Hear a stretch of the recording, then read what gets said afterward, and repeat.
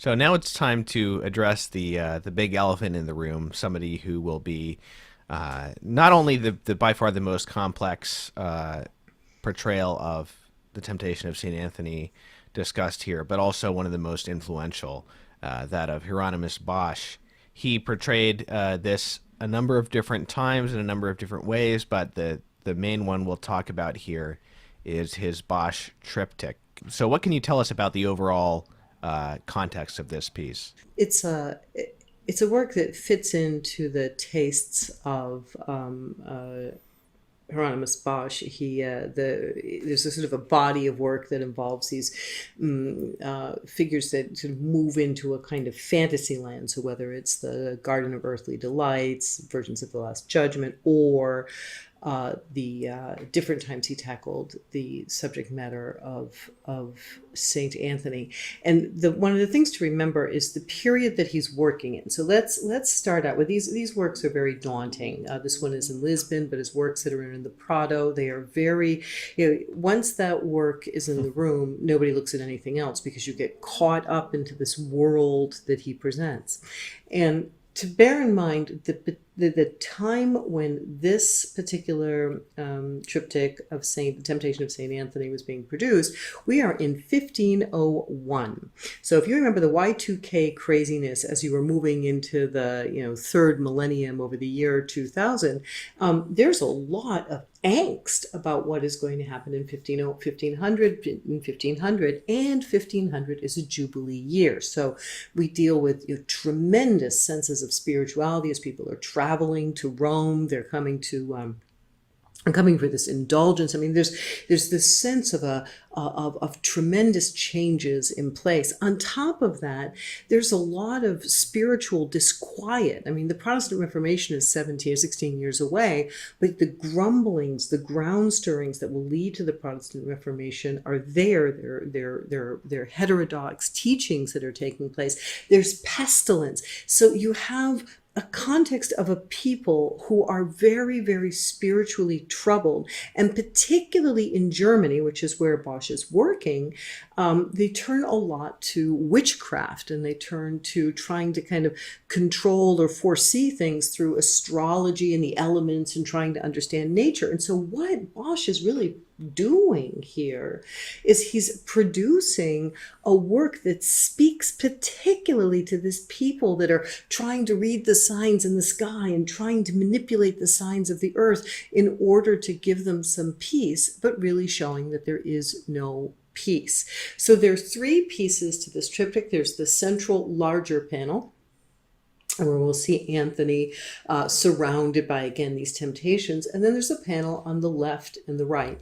When they are closed, they show the image of Jesus's arrest and crucifixion. So again, already returning to the idea of Saint Anthony, who is following in the footsteps of Christ's sacrifice without actually being a martyr. However, by showing this closed image of Jesus's arrest and sacrifice, and then you open up and see the life or the temptations of Anthony, again, it draws that parallel to how the battle against temptation can be heroic like martyrdom. You have these kind of strange inverted human figures. So you've got the guy who's like bending over. You have fish Right. literally out of water, right? Because the metaphor get any more obvious. You have fish that are out of water.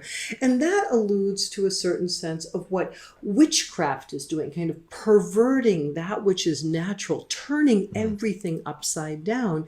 It alludes to this interest in sorcery and witchcraft, which is taking place in this period. So much so that in 1489, Pope Innocent VIII has to specifically send a decree to Germany to address the problem of witchcraft and the things that people are doing. I actually have a little quote here because it's a little shocking to think of what's going on in this period. He talks about the horrid offenses, the slain infants in their mothers' wombs, and how people are in they do not think at all about the crimes they are committing because they are so in the throes of envy. So it's a very powerful condemnation that gets sent up into that area shortly before the production of this work. And so many ways, Bosch is using a very complex pictorial language to address his contemporaries' fascination with things that will simply lead them profoundly astray. So those figures you were talking about before, you see Anthony, who's being tempted in the air. Anthony is indeed the figure who is being carried by the three men down below. He's exhausted. Ordinarily in the life of Anthony, is told by Athanasius, there's only one man that carries him. But in this case, there are three. And the man in the front in the red, whose face is most visible, is believed by several scholars to be indeed the portrait of Hieronymus Bosch, showing himself almost like a signature in the middle of the painting, helping Anthony back to his cave. When you talk about the left side kind of leading into the central panel, it kind of puts a new a new sense for me of what is going on at the very bottom there, with these figures with the papers under the bridge, because it almost starts to look like a plan of attack, or a kind of a war room, and another message coming back from the front there, the central panel being where most of the action is taking place, and then you've got these other guys. It does. It has a kind of a neat, preparation of attacks, or whatever. The very strange faced figure seems to be really amused by what he's reading. It's a very surprising little conspiratorial gathering. And then this other figure who's coming towards him is a very, very interesting figure as well. He's holding his slip of paper, and again, remembering that the presence of these papers, the presence of this printed material, is also interesting, because this, of course, is the age as the printing press is beginning to come online, and the idea of the transmitting of ideas via paper, which becomes very, kind of like the consequences of Twitter and Facebook today. And the figure, but remembering, keeping a focus that he's presenting to us these different types of sins. This interesting figure in the skates, this bird in the skates, is an allusion to actually a contemporary series of tales, but its direct allusion is how one slides into sin. So this way of talking about becoming sinful, not because you actively want something, but because you just don't have the will or the energy or the desire to get up and fight temptation, and you just slide, you skate into sin. So in this one, we have the representation of the image of sloth, which is also it's an interesting way that he depicts these different sins. The little group of figures over in the right, who I think are a little easier for all of us to figure out. One, you can recognize what is a monk's outfit, and that sort of the figure is there's some girth to that animal, so it seems to be playing on the very old trope of the hungry monks. But the most important and the most interesting one is the one who faces towards us wearing the mitre, who is clearly represented as a bishop. He's got a kind of a version of a crozier, and he's holding his hand up as if, expounding. And this is a representation of heresy. This is a representation of members of the church who are teaching the wrong thing, and how they are themselves an image of pride, and the idea that I'm going to tell you what the Gospels mean because I've decided I know more than everybody else. That kind of pride is what is the vice that it's representing. But at the same time, it's also addressing these very real problems that are taking place, that are beginning to take foment in Germany in the very last And he's gesturing years maybe towards this the 16th guy century. who has an arrow in his head. Another arrow I just Yes, noticed. that's strange. Who has an arrow in his head? Yes, yes, the leitmotif of the arrow in his head. Yes, that's a. And what's interesting is the woman who is inside. So you see this house, which is obviously made from the buttocks of that man. But when you look inside the building, that's a prostitute waiting for a client. So, we move, and prostitution, by the way, is classified as a sin of avarice. The strange fish in the red case with the wheels. You see him eating, but as he's eating, he's already got his eye. He's got his eye on this little ball right in front of him, and this apparently is envy. You're consuming, and then you want to consume something else, and you want to consume something else. So again, if we look at the structure here, we have Anthony in the center. We have Anthony at the top too, but circling all around him is this spiral of different types of temptations, and then from there we move over to the right panel, where we see, again, temptations of pleasure. I'm trying to think of another way of putting it, but really the fastest way for me to put this to you is to explain this, is to simply say these are the pleasures of the high life, right? So we see here gluttony and lust depicted in a far more focused way. I mean, lust is omnipresent in all of the panels, but this one makes a little bit more of a point of it. So again, we have Anthony. He's seated against a rock, and he doesn't look quite towards us, but he looks away from the most obvious temptation in front of him, which is the nude figure. He's holding the book, the scriptures, and we might as well just start here at the bottom in the most obvious images. You have the table set with bread and wine, right? So again, setting the table with bread and wine also kind of perverts the concept of the Eucharist. But you have the pleasures of the table. You have a musician figure, sort of he's blowing basically smoke from his inverted pipe, so the pleasures of the moment, this kind of vanitas. You have on the right a giant stomach with feet, which I think is a pretty evident allusion to gluttony. Which again is being pierced with a knife, because that is apparently a thing. And then underneath the table, there's one figure who's lying down and his feet are extended upwards. He's holding a sword, and if you look, he's actually got like the glove of a knight in his hand. And even as he holds up the sword, he's been wounded on his leg, and another man is coming out from the table who is slitting his throat. And it's interesting because that part of the panel is right behind the panel of Jesus's arrest, where front and center of that image you have St. Peter cutting off the ear Very interesting. of the man who's come to arrest Christ.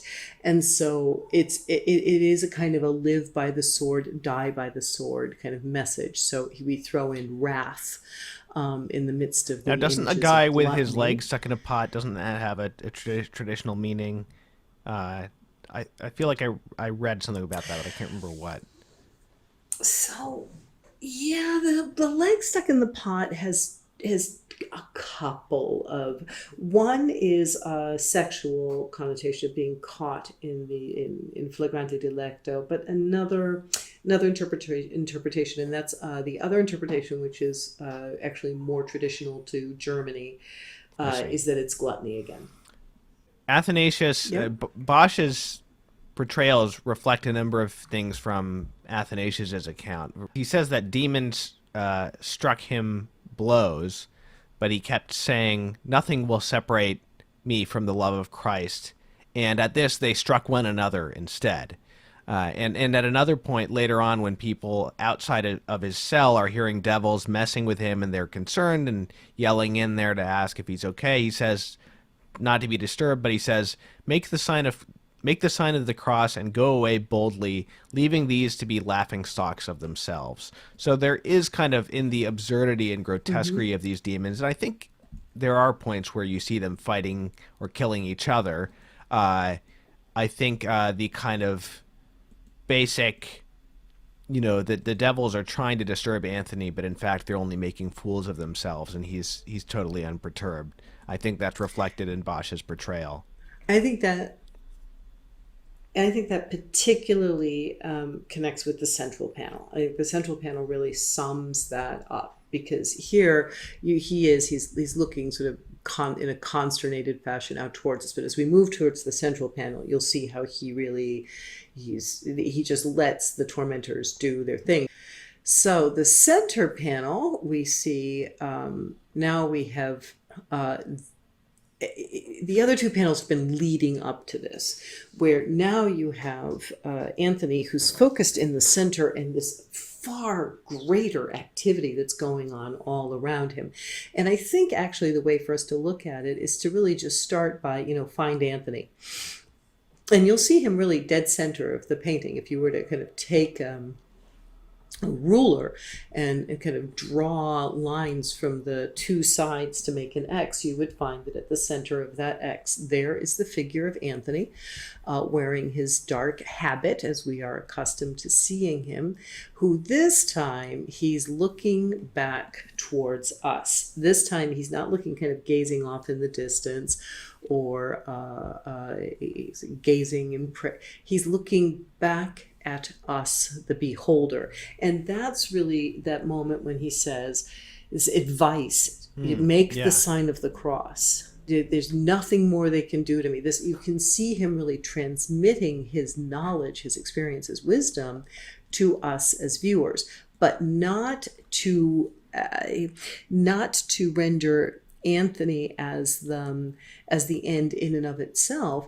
Anthony's whole body is tilted and his hand is moving us so that we look towards the little chapel, if we can call it that, inside in the distance. So the line of Anthony draws the viewer's eye. For all the confusion all around it, there is a direct image from Anthony to the man inside the little chapel, who is Jesus, who mirrors the exact same gesture as Anthony, so that the two fingers up in blessing, and points towards the crucifix, which of course was the image on the exterior of the panel. And so we see this, Jesus's suffering, and that Anthony is very much a witness to Jesus's suffering and partaking in that kind of salvific suffering, in the idea that he's undergoing temptations like Jesus did in the desert.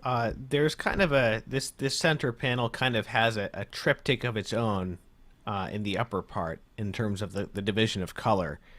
We've got this flaming town on the left, and then this kind of blue, gray, green landscape on the right, and this sky. And then in the middle, we've got this beautiful golden kind of, it's hard to tell. It almost looks like there's a path through the trees there to something beyond. But this... It looks like a nice place to be back there on top of everything else, which is not, by the way, I mean, this is something that you do find in Renaissance art, that they do, particularly in the art of Fra Angelico, the sort of pointing towards a beyond. In the heavens, you actually have this sort of interesting battle taking place, where on the far left-hand side you see a figure riding a fish. He's like a ghoulish figure riding a fish. He's got a bow over his shoulder, so he's also an apocalyptic image. He's to represent and behind him there are other flying figures that are to represent the horsemen of the apocalypse coming in, and this destruction of the cities and the towns.